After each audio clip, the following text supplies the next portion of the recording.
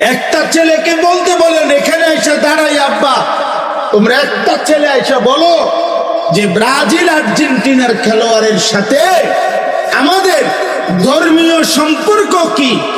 যদি ধর্মীয় কোনো সম্পর্ক না থাকে তো আমাদের রাষ্ট্রীয় সম্পর্ক কি?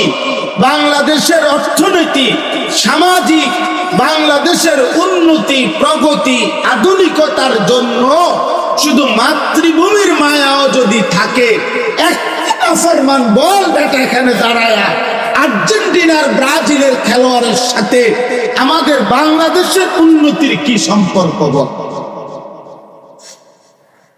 ইসলাম তো আছে নাই, রাষ্ট্রের বলেন, রাষ্ট্র বলতে এ দেশের উন্নয়নে কথা বলেন না, আমাদের সাথে ওদের কি কি লেনদেন বলেন আনতেন, বলো না আব্বা। হ্যাঁ, একটা কথার বুঝায় কও যে একটা যুক্তি তো থাকবে। হুজুর, এই ফুটবল বিশ্বকাপে যদি আমরা ব্রাজিল এবং আর্জেন্টিনার পক্ষে ব্যাপক লাফাইতে পারি, বিনিময়ে ওই দেশের লোকেরা যদি আমাদের প্রতি সন্তুষ্ট হয়, তাহলে আমাদের দেশের রেমিটেন্স বেড়ে যাবে, আমাদের দেশের তেল বেড়ে যাবে, আমাদের দেশের উন্নতি বেড়ে যাবে। একটা কিছু তো হবে, সেটা কি বলো না আব্বা, বলো। কাতার বিশ্বকাপে প্রধান আলোচ্য বিষয় ছিল, আমরা স্পষ্ট পত্রিকায় দেখছি, এখনো পিছনে সার্চ দিলে পাওয়া যাবে, কাতার বিশ্বকাপে প্রধান আলোচ্য বিষয় ছিল মদের বোতল। কাতার সরকার আইন করছিল স্টেডিয়ামের ভিতরে মদের বোতল সরাসরি খাওয়া যাবে না। এটা নিয়ে সারা বিশ্ব, ইউরোপ তখন বিতর্ক করছিল যে না, এটা স্বাধীনতা হস্তক্ষেপ, যেখানে অবাধে মদের বোতল। ব্রাজিল বিশ্বকাপের সময় সরকারি ওরা হিসাব দিছিল ওই দেশের যে যে পরিমাণ আয় হবে, রাষ্ট্রের আয়, এই আয়ের যে খাতগুলো দিছিল আমি নিজ চোখে দেখছি, সেই খাতের একটি খাত হলো যে পরিমাণ হোটেলে নারী ভাড়া দেওয়া হবে, যে পরিমাণ বেশ্যাবৃত্তি হবে, দেহ বিক্রি হবে, ওইখান থেকে রাষ্ট্র বিশাল বড় টাকা আয় হবে, ওইটা একটা বড় খাত। আমি এই চোখে, আমি দেশে থাকি, আমরা চাঁদের দেশে থাকি না। আমি জেনারেল লাইনে পড়ালেখা করা ছেলে, আমি কুমিল্লা ভিক্টোরিয়া কলেজ থেকে মাস্টার্স পাস করছি। সরকারি কওমি 2 লাইনে মাদ্রাসা থেকে পড়ালেখা শেষ করছি, আলহামদুলিল্লাহ। এজন্য বলছি দোস্ত, পৃথিবীর খোঁজ খবর আমরাও রাখি, ইউরোপের প্রতিটা পদক্ষেপ আমরাও খবর রাখি। বলো না, তোমরা ইনসাফের সাথে বলো, একটা ছেলে এই একটি ফুটবল বিশ্বকাপকে কেন্দ্র করে কি পরিমাণ জুয়ার খেলা হবে? এক এক খেলোয়াড়ের নামে, দলের নামে কত কোটি কোটি ডলার জুয়া হবে বলেন,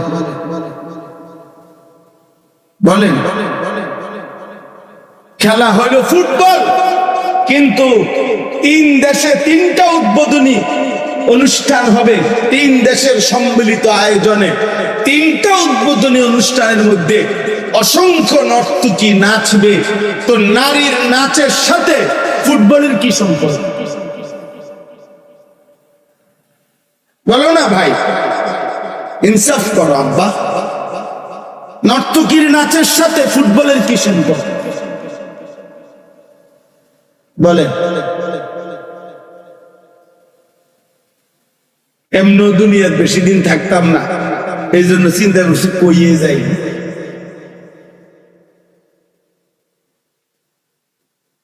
বুঝেন না, কে এর ষড়যন্ত্র করব, কে হুমকি দিব, কে ধমকি দিব, যে যেটাই করব কোনো অসুবিধা নাই। গুলি করুক আর গুম করুক, খুন করুক আর জখম করুক, যে যেখান থেকেই মেরে ফেলুক, শেষ পর্যন্ত আল্লাহর কাছেই ফেরত পাঠাবে।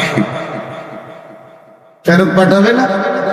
কারোই মালিক জুলুম করবে না, তিনি ইনসাফ করবেন। তিনি তো দেখছেন তার জন্য বলছি কি, তার জন্য বলেছি কি। দুনিয়া খুব কেয়ারফুল থাকলেও মরে যায় একেবারে খুব। আমি আমার পরিচিত একজন করোনার সময় 4 তলা একদিনের জন্য নামে নাই, ওনার পরিবার বলছে উনি মারা গেছেন, হচ্ছে শুধু হুজুর একদিন বিকাশে, আরে মোবাইলে কোনোভাবে টাকা নাই, কেউ ফোনটা ধরতেছে না, শুধু নিচে বিল্ডিং এর ওনার নিচতলার সামনেই দোকান, নাইমা দোকানের শুধু কইছে টাকা দিত, সাথে সাথে উঠে গেছে। এই সময়ে করোনা ধরে গেছে, উনি মরে গেছে। সর্বোচ্চ সতর্ক অবস্থায় উনি মারা গেছে, অসতর্ক অবস্থায় কোটি কোটি মানুষ মরে নাই। বুঝেন নাই কথাটা? তাহলে মূলত সতর্কতা অসতর্কতা, সতর্ক থাকতে নিষেধ করি না, কিন্তু মূল কথা হলো 3 বেলা নিয়মিত খানা যে খায় তারও মৃত্যু হয়, অভুক্ত যে থাকে তারও মৃত্যু হয়। মৃত্যু কারোই থামে না আমার ভাই বন্ধু। অতএব আলহামদুলিল্লাহ অনেক মেহনত আমার প্রিয় মাকসুদ ভাই লাকসামের, যে আমারে দাওয়াতটা দিছে, অনেকবার পেরেশানি করছে। এই মানুষটা দিন রাত নিজের এলাকায় কোথায় কোনখানে একটা মাহফিল, একটা আলেম ওলামা আনা যায়, ওনার সারাদিন এই ফিকির, সারাদিন আমার কতভাবে যে বুঝাই আনছে যে হুজুর অনেক ভালোবাসা নিয়া এলাকার সর্বস্তরের জনগণ মিলে, নওজোয়ান ছেলেরা, বয়স্ক বাবা চাচারা সবাই আন্তরিকতা নিয়ে এই মাহফিলটা সাজাইছে। খতিব সাহেব, ইমাম সাহেব উনিও বললেন মাশাআল্লাহ, আমি আপনাদের সবাইকে মোবারকবাদ জানাই, আপনাদের সকলের ভালোবাসা আন্তরিকতা। এই জন্য আমি শুধু এতটুকুই বলতে চাই, আমরা সবাই মিলে, আব্বা যারা বয়স্ক আছেন, বাবা আছেন, যারা অভিভাবক শ্রেণী আছেন, আপনারা যদি এই মানুষের পরিচর্যা না করেন, শুধু বিল্ডিং দালান, সোফা খাট ফার্নিচার, শুধু ছাদ ঢালাই, এই দুনিয়ার এই সম্পত্তির আসবাবের পরিচর্যা করিলে এই সমাজ নিরাপদ থাকবে না আব্বা, এই সমাজে বেঁচে থাকা কঠিন হবে। এই জন্য হাত জোর করে আল্লাহর কোরআন সামনে বললাম, মানুষের পরিচর্যা, ছেলেটাকে ছেলে বা মানুষ বানান, মেয়েটাকে মানুষ বানান, ইনসান বানান, ইনসান, নট ইকোনমিক্যাল অ্যানিম্যাল। শুধু অর্থনৈতিক প্রাণী বানায়েন না, মানুষ বানান। এই কথার অর্থ হইল শুধু উপার্জন করতে পারে কোনো না কোনো ভাবে, শিক্ষার মাধ্যমে হোক অথবা না শিক্ষা হোক, কোনো না কোনো ভাবে পয়সা রোজগার করতে পারা, এটা যথেষ্ট না, এটা যথেষ্ট না। আমার ছেলে কামাই করে, এটা যথেষ্ট না। আমার মেয়ের জামাই রোজগার করে, এটা যথেষ্ট না। বরং ঈমান, ইসলাম, সিজদা, আখলাক, চরিত্র, হালাল হারাম, পাক নাফাক, পবিত্রতা অপবিত্রতা, 5 ওয়াক্ত নামাজ, বন্দিগি, এইটার নাম হচ্ছে মানুষ। এইটার নাম কি বলেন না? আখলাকের নাম মানুষ, গোলামির নাম মানুষ, আল্লাহর বন্দিগির নাম মানুষ। আর নাই তো শুধু উপার্জন করে, সে ইকোনমিক্যাল অ্যানিম্যাল, অর্থনৈতিক প্রাণী, সে শুধু উপার্জনকারী প্রাণী, যে শুধু রোজগার করে, উপার্জন করে কোনো না কোনো, হয় পড়ালেখা করে নয়তো পড়ালেখা ছাড়া। কিন্তু মানুষ হওয়া ভিন্ন জিনিস, মানুষ হওয়া ভিন্ন জিনিস। কোরআনুল কারীম এই জন্য আল্লাহ তাআলা বলছেন পরিষ্কার, আপনি রাগ করলেও বলতে হবে, সুখ করলেও বলতে হবে। আল্লাহর কোরআনে আল্লাহ বলছে যে দিল আল্লাহকে নিয়ে ভাবে না, যেই কান আল্লাহর কথা শুনে না, যেই চোখ আল্লাহর আয়াত দেখে না, খোদার কসম আল্লাহ বলছে উলাইকা কাল আনআম, ওই মানুষগুলো জানোয়ার জানোয়ার জানোয়ার। আল্লাহ বলছে আপনার প্রতিবাদ করার ইচ্ছা থাকলে কোরআনের সাথে কইরেন, আমার কোনো আপত্তি। আপনার হিম্মত থাকলে আল্লাহর সাথে কথা বলেন, কিন্তু আল্লাহ পরিষ্কার বলছে দিল যারা আল্লাহকে নিয়ে ভাবে না, কান যারা আল্লাহর কথা শুনে না, চোখ যারা আল্লাহর আয়াত দেখে না, ওই জানো আল্লাহ বলছে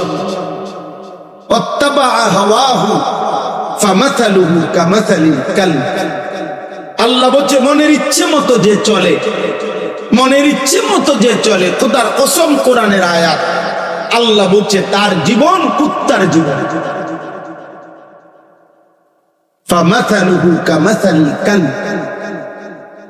তার দৃষ্টান্ত, তার উদাহরণ কামাসালিল কালব, কুত্তার মতো। কালবুন মানে কুত্তা, মনের ইচ্ছা মতো চলে। তোমরা যারা 5 ওয়াক্ত নামাজ পড়ো না, তোমরা নিজের ইচ্ছায় না আল্লাহর ইচ্ছায় পড়ো না, কথা বলে না তো। আল্লাহ তাআলা বলে নিজের ইচ্ছায় যে চলে তার উদাহরণ কুত্তার মতো। 365 দিনে একদিনও ফজরের নামাজ পড়তে পারলা না, কারণটা কি? আল্লাহকে এভাবে ভুলে যায় মানুষ, এভাবে ভুলে যায়। এই পৃথিবীর সাধারণ থেকে সাধারণ যদি কেউ কারো জন্য কোনো সুপারিশ করে, সে তো কথা জানতে চায় কি বিষয়ে সুপারিশ করতাম, কি বলতাম, আপনি কদ্দুর আগাইছেন, আপনি কোনানে আইয়া বাজ্যা গেছেন, হ্যাঁ কাগজপত্র কি কি আছে। আমি আজকে একজন ডাক্তারকে বলছি, আমার বিবিরে ডাক্তার দেখাইতাম শনিবারে, আমার ঘনিষ্ঠ, উনি বলছে হুজুর গত 2-3 বছরে যত ডাক্তার দেখাইছেন এই বিষয়ে সবগুলো স্লিপ প্রেসক্রিপশন নিয়ে আইসেন। কথা বুঝেন নাই আমার? তো নবী সাল্লাল্লাহু আলাইহি সাল্লামের কাছে যেই উম্মত সুপারিশের জন্য যাইবে হাসরের ময়দানে, ইয়া রাসূলুল্লাহ আমি আনিসুর রহমান, এই যে আমার কাগজ ফাইল, আমার জন্য একটু সুপারিশ করেন। তো নবী সাল্লাল্লাহু আলাইহি সাল্লাম তাকায় দেখবে 365 দিন খোদার 1 বছরে একদিনও ফজরের নামাজ পড়ে নাই, 40 বছর টানা সুদ খাইছে, 40 বছর টানা বিড়ি সিগারেট খাইছে, 40 বছর টানা কথায় কথায় গালিগালাজ করছে, প্রতিদিন রঙিন টেলিভিশনে নর্তকীর ছবি দেখছে। এইভাবে লেখা আছে নামের নিচে আমল নামায়। আল্লাহর নবী তখন বলবেন উম্মত, এই আমার উম্মত, এই শ্রেষ্ঠ নবীর উম্মত। আমি 23টা বছর তায়েফের পাথরের আঘাতে আমার সারা দেহ রক্তাক্ত হয়েছে, আমি এত রক্ত ঝরাইলাম যে আমার পায়ের জুতার সাথে পায়ের তালু রক্তে জমাট বাইদা খুলতে কষ্ট হয়েছে। 14 দিন টানা ক্ষুধার কষ্টে আমি পেটে 2টা পাথর ভাঙছি। 3 মাস আমার ঘরের চুলায়, খোদার কসম হাদিসে আছে নবীর স্ত্রী আয়েশা বলছে রাদিয়াল্লাহু তাআলা আনহা, 3 মাস নবীর সংসারে টানা চুলায় কোনোদিন রান্না করা খাবার জুটে নাই। উহুদের দান দান করা শহীদে গর্তের মধ্যে এতটা সময় পড়েছিল যে নবীজি কাউকে ডাকতেও পারতেছিলেন না, কেউ খুঁজতেও পাচ্ছিলেন না। আল্লাহর নবী এভাবে আহত হয়ে রক্ত মাখা দেহ নিয়ে উহুদের প্রান্তরে পড়েছিলেন। নবী বলবেন উম্মত, এই আমার তায়েফের রক্তের বিনিময়, এই আমার উহুদের দান দান শহীদ করার বিনিময়, এই আমার পেটে পাথর বাঁধা ক্ষুধার কষ্টের বিনিময়, এই আমল নামা 60 বছর বয়সও বিড়ি সিগারেট, 60 বছরের দাড়িওয়ালা বুড়া এখনো নর্তকীর নাচ, টেলিভিশনে চা দোকান, নাচ গান দেখা। আমি আল্লাহর সামনে এটা কেমনে সুপারিশ করি বলেন না? নবীজির সুপারিশ মানে কি? আপনার গুনাহ মৃত্যু পর্যন্ত মজবুতির সাথে গুনাহ চলবে, এক সুতা আপনি নড়াচড়া করবেন না গুনার থেকে। আর নবী শুধু দাঁড়াইবেন আর নবী বেহেশতে ঢুকাবে, এটা নিয়ে সুপারিশ। কথা বলেন না কেন? বলেন, একজন মুসলমান বলেন, সুপারিশ বলতে কি বুঝছেন? সুপারিশ মানে তো আবেদন, সুপারিশ মানে কি গ্রহণ? কথা বলেন না কেন? সুপারিশ মানে মুক্তি, সুপারিশ মানে নাজাত, সুপারিশ মানে জান্নাতে ঢুকানো, সুপারিশ মানে আবেদন। আবেদন, কেউ যদি সুপারিশ করে এটা প্রমাণ করে আবেদন, এটা আবেদন করছে, গ্রহণ করা, অনুমোদন করার জন্য ভিন্ন আরেকজন আছে। কথা বলে না? তাহলে নবীজি কি করবে? সুপারিশ করবে, তো এটা অনুমোদন করার জন্য আরেকজন কেউ থাকবেনি। তিনি কে? আর বলেন না কে? তো নবীজি আবেদন করিলে, মনে করেন নবীজি আবেদন করার পর 1 কোটি মানুষ, সাপোজ আর কি 1 কোটি মানুষ আবেদন করছে, আল্লাহ তাআলা যদি বলে বন্ধু আপনার আবেদনে ধরেন আমি একজন বাদে বাকি সবাইকে জান্নাত দিলাম, একজনকেই শুধু জাহান্নাম দিলাম, আর সেই একজন যদি হয় আনিসুর রহমান, তাহলে বাকি সবাই জান্নাতে গেলে আমার কি লাভ?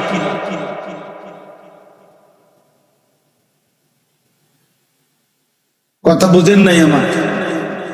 নবীর সুপারিশে মনে করেন 100 কোটি যাবে। এই ছেলে, এই বেয়াদব, এই বেটা বেয়াদব,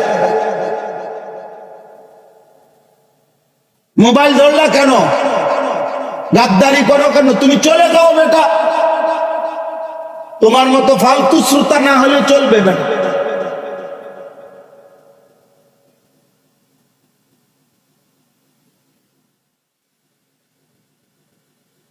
জি বাবা, আপনারা ধরে বুঝান আপনাদের ছেলেদেরকে, বলেন একটা লোক যদি একজন, আরে ভাই একজন, আমি যদি জাহান্নামী হই, যারে আল্লাহ জাহান্নাম দিবে সে যদি আমি হই, বাকি সবাই যদি জান্নাতে যায়, আমার কি লাভ? কথা কন না, আমার কি লাভ?